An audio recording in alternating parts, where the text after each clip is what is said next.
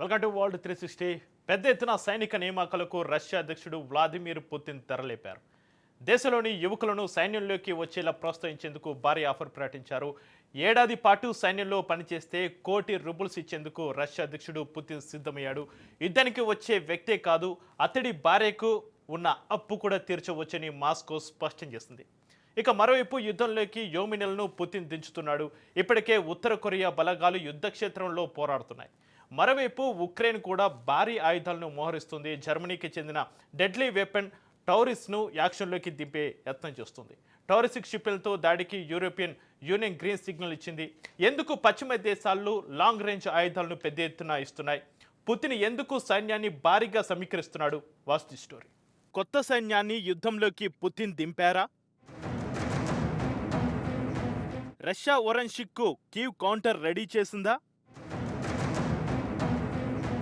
Kyiv long range దాడుల రహస్యం ఏమిటి? ఉక్రెయిన్ యుద్ధం 1000 రోజుల మార్కును దాటేసింది. 2022 ఫిబ్రవరి 24న మొదలైన ఈ యుద్ధం ఇప్పుడు భీకరంగా మారుతోంది.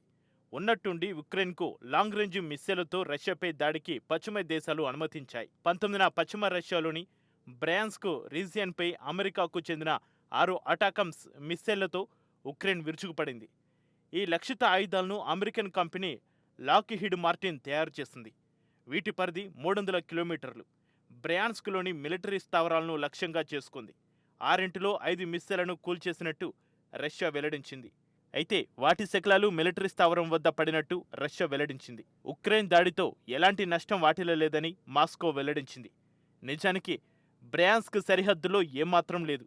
ఉక్రెయిన్ సరిహద్దును 120 కిలోమీటర్ల దూరంలో బ్రయాన్స్క్ ఉంది. ఇక 21న కరన్స్క్లోని అండర్ గ్రౌండ్ కమాండర్ సెంటర్ను కీవ్ లక్ష్యంగా చేసుకుంది. నిజానికి ఈ అండర్ గ్రౌండ్ స్థావరంపై బంకర్ బస్టర్ బాంబులతో దాడి చేసినా తట్టుకోగలదు. రష్యా కొనసాగిస్తున్న యుద్ధంలో ఈ కమాండర్ సెంటర్ అత్యంత కీలకమైనది. ఇక్కడి నుంచే సైన్యాన్ని, ఆయుధాలను యుద్ధానికి సరఫరా చేస్తారు. ఇతర యుద్ధ ప్లాన్లను కూడా ఈ కమాండ్ సెంటర్ నుంచి అమలు చేస్తారు. ఇది రష్యాకు అత్యంత కీలకమైనది. దీన్ని బరెతినిస్కీ ఎస్టేట్ అంటారు. ఉన్నట్టుండి ఎందుకు పశ్చిమ దేశాలు లాంగ్ రేంజ్ మిస్సైళ్లతో దాడికి అనుమతించాయి? ఇదే సందేహం ప్రపంచం అంతటా వ్యక్తమైంది. దీనికి కొందరు చేస్తున్న వాదన ఏమిటంటే ట్రంప్ భయమే కారణం అంటున్నారు. జనవరి 20న అమెరికా అధ్యక్షుడిగా డొనాల్డ్ ట్రంప్ అధ్యక్ష బాధ్యతలను చేపడతారు. అధ్యక్ష బాధ్యతలు చేపట్టిన మొదటి రోజే ఉక్రెయిన్ యుద్ధాన్ని ఆపేస్తానని ట్రంప్ ముందు నుంచి చెబుతున్నారు. యుద్ధానికి అమెరికన్ల డబ్బును వెచ్చించబోమని పదే పదే వెల్లడించాడు. అందుకే ఉక్రెయిన్, పశ్చిమ దేశాలు త్వరపడుతున్నాయని భావించారు. ఇది కొంతవరకు నిజమే. కానీ అసలు వాస్తవం ఏమిటంటే అమెరికాతో సహా పశ్చిమ దేశాలు లాంగ్ రేంజ్ మిస్సైల్ను రెండో ప్రపంచ యుద్ధం అనంతరం పెద్ద ఎత్తున తయారు చేసి పెట్టుకున్నాయి. అయితే ఆ ఆయుధాల ఎక్స్పైరీ డేట్ సమీపిస్తోంది. ఎక్స్పైరీ డేట్ దాటితే వాటిని ఆయా దేశాలు నిర్వీర్యం చేయాలి. అలా నిర్వీర్యం చేయడం ఎందుకు? కనీసం ఉక్రెయిన్కి ఇస్తే జనవరి 20లోగా తాడోపేడో తెలుసుకుంటుంది కదా అని భావించాయి. సింపుల్గా చెప్పాలంటే ఎక్స్పైర్ కాబోతున్న ఆయుధాలను వదిలించుకునేందుకు పశ్చిమ దేశాలు యత్నిస్తున్నాయన్నమాట. ఉక్రెయిన్కు లాంగ్ రేంజ్ ఆయుధాలతో రష్యాపై దాడికి అనుమతించడానికి అసలు కారణం ఇదన్నమాట. పైకి మాత్రం ట్రంప్ భయమని ప్రచారం చేసుకున్నాయి. ఇక బరెతినిస్క్ కమాండర్ సెంటర్పై 21న ఉక్రెయిన్ బ్రిటన్కు చెందిన స్టామ్ షాడో మిస్సైళ్లతో డెడ్లీ అటాక్ చేసింది. ఈ ఎస్టేట్పై 15 క్షిపణులతో దాడి జరిగింది. ఈ ఎస్టేట్ పూర్తిగా ధ్వంసమైనట్టు నివేదికలు చెబుతున్నాయి. ఇక్కడ అత్యంత కీలకమైన సైన్యాధికారులు కూడా ఉంటారు. అయితే దీని నష్టంపై రష్యా ఒక్క మాట కూడా మాట్లాడలేదు. ఈ దాడికి ప్రతీకారంగానే ఉక్రెయిన్కు చెందిన డినిప్రో నగరంలోని రక్షణ పరిశ్రమల సముదాయంపై రష్యా భీకర దాడి చేసింది. ఈ దాడికి ఖండాంతర క్షిపణులను రష్యా వినియోగించినట్టు ఉక్రెయిన్ తెలిపింది. RS-26 Rubezh intercontinental ballistic మిస్సైళ్లతో రష్యా దాడి చేసిందని అమెరికా పేర్కొంది. ఇవేవి కాదు, కొత్తగా తయారు చేసిన ఒరెన్షిక్ అనే హైపర్సోనిక్ బాలిస్టిక్ మిస్సైల్ను తొలిసారి పరీక్షించినట్టు రష్యా అధ్యక్షుడు వ్లాదిమిర్ పుతిన్ స్వయంగా వెల్లడించాడు. అంతేకాకుండా లాంగ్ రేంజ్ ఆయుధాలను ఇస్తున్న పశ్చిమ దేశాలపై కూడా దాడి తప్పదని క్రెమ్లిన్ వార్నింగ్ ఇచ్చింది. అక్కడితో క్రెమ్లిన్ ఆగిపోలేదు. యుద్ధాన్ని పశ్చిమ దేశాలు తీవ్రతరం చేస్తున్నాయని పుతిన్ అంచనా వేస్తున్నాడు. అందుకే భారీగా సైన్యాన్ని సమీకరించుకునేందుకు యత్నిస్తున్నాడు. ఇప్పటికే ఉత్తర కొరియా నుంచి సైన్యాన్ని రప్పించుకున్నాడు. ఉత్తర కొరియా మొత్తం 1,00,000 మంది సైన్యాన్ని దఫాదఫాలుగా పంపుతున్నట్టుగా తెలుస్తోంది. ప్రస్తుతం 15,000 మంది ఉత్తర కొరియన్ సైనికులు రష్యాలో ఉన్నారు. రష్యాలను కూడా యుద్ధంలోకి మళ్లించేందుకు అధ్యక్షుడు పుతిన్ ప్లాన్ చేశారు. అందులో భాగంగా పుతిన్ భారీ ఆఫర్ను ప్రకటించారు. యుద్ధంలో పోరాడేందుకు వచ్చే వారికి రుణమాఫీ చేసే చట్టంపై సంతకం చేశారు. ఏడాది పాటు సైన్యంలో పనిచేయడానికి సిద్ధపడితే వారికి ₹1,00,00,000 రుణమాఫీ చేసేందుకు ఈ చట్టం వీలు కల్పిస్తోంది. ₹1,00,00,000 అంటే మన కరెన్సీ ప్రకారం 80 లక్షల రూపాయలన్నమాట. సైన్యంలో చేరే వారి జీవిత భాగస్వామి రుణాలను కూడా మాఫీకి కూడా అవకాశం కల్పించింది.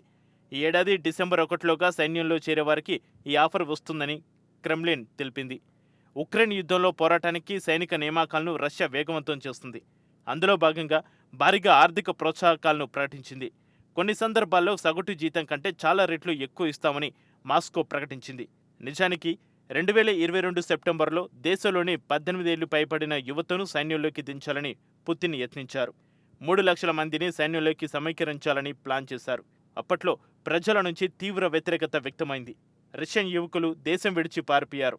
దీంతో పుతిన్ ప్లాన్ బెడిసికొట్టింది.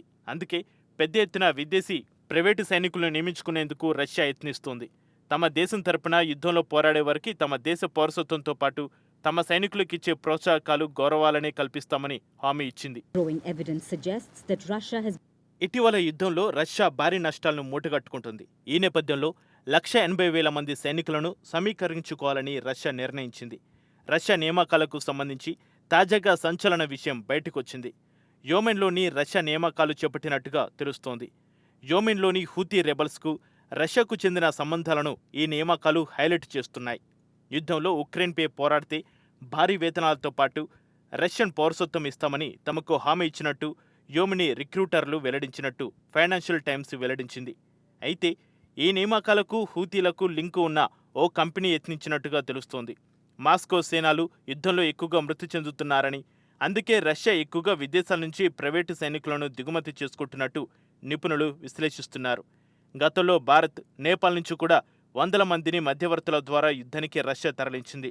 మరోవైపు ట్రంప్ అధ్యక్ష బాధ్యతలను చేపట్టేలోగా ఉక్రెయిన్ నియంత్రణలో ఉన్న కరన్స్క్ ప్రాంతాన్ని తిరిగి స్వాధీనం చేసుకోవాలని రష్యా యత్నిస్తున్నట్టు అధ్యక్షుడు జెలెన్స్కీ ఆరోపించారు.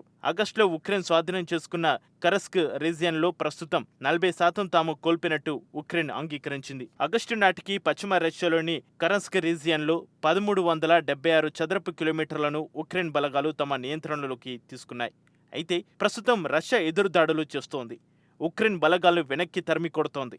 ప్రస్తుతం కేవలం 800 చదరపు కిలోమీటర్ల ప్రాంతం మాత్రమే ఉక్రెయిన్ నియంత్రణలో ఉన్నట్టు ఆ దేశ జనరల్ స్టాఫ్ వెల్లడించింది. నిజానికి కరస్క్తో రష్యాను కట్టడి చేయాలని ఉక్రెయిన్ భావించింది. కరస్క్లో దాడి తీవ్రతరం చేస్తే డాన్బాస్లో రష్యా దూకుడు నెమ్మదిస్తుందని అంచనా వేసింది. కానీ రష్యన్ దళాలు మాత్రం వెనకడుగు వేయడం లేదు.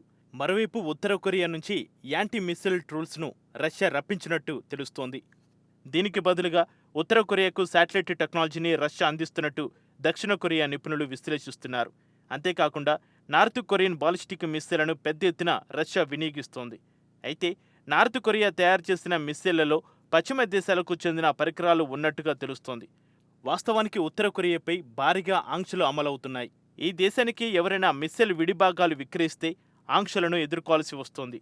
2024లో ఉక్రెయిన్ ట్రాక్ చేసిన 194 మిస్సైళ్లలో 60 ఉత్తర కొరియావే ఉన్నట్టు కీవ్ వెల్లడించింది. మరోవైపు యూరోపియన్ యూనియన్ కీలకమైన నిర్ణయం తీసుకున్నట్టుగా తెలుస్తోంది. జర్మనీకి చెందిన టౌరస్ క్షిపణులను ఉక్రెయిన్కు పంపేందుకు EU సమ్మతించింది. వరన్షిక్ హైపర్సోనిక్ మిస్సైళ్లతో రష్యా దాడి చేసిన తర్వాత EU ఈ నిర్ణయం తీసుకుంది. టౌరస్ మిస్సైళ్లు స్టామ్ షాడో కంటే ప్రమాదకరమైనవి. ఇవి 500 కిలోమీటర్ల దూరంలోని లక్ష్యాల్ని కూడా ధ్వంసం చేయగలవు. అయితే జర్మనీ ఛాన్సలర్ ఓలాఫ్ స్కోల్జ్ మాత్రం టౌరస్ మిస్సైళ్లను ఉక్రెయిన్కు సరఫరా చేయడం అనేది నిజం కాదని వెల్లడించారు. తాము ఉక్రెయిన్కు ఆయుధాలు ఇవ్వబోమని వెల్లడించారు. మరోవైపు లాంగ్ రేంజ్ మిస్సైళ్లతో ఉక్రెయిన్ దాడికి ఫ్రాన్స్ గ్రీన్ సిగ్నల్ ఇచ్చింది. స్కల్ప్ ఈజీ మిస్సైళ్లను ఉక్రెయిన్కు అందిస్తామని వెల్లడించింది. స్కల్ప్ ఈజీ అనేది మిస్సైల్ మరేదో కాదు, బ్రిటన్ అందించిన స్టామ్ షాడో మిస్సైలే. సో ఉక్రెయిన్ యుద్ధం రోజు రోజుకు మరింత తీవ్రమవుతోంది. అటు రష్యా, ఇటు ఉక్రెయిన్ ఏమాత్రం వెనక్కి తగ్గడం లేదు. జనవరి 20 నాటికి తాడోపేడో తేల్చుకునే దిశగానే అడుగులు వేస్తున్నాయి. అయితే ఈ యుద్ధం పరిణామాలు మాత్రం 3వ ప్రపంచ యుద్ధం దిశగానే వెళ్తున్నట్టు నిపుణులు ఆందోళన వ్యక్తం చేస్తున్నారు.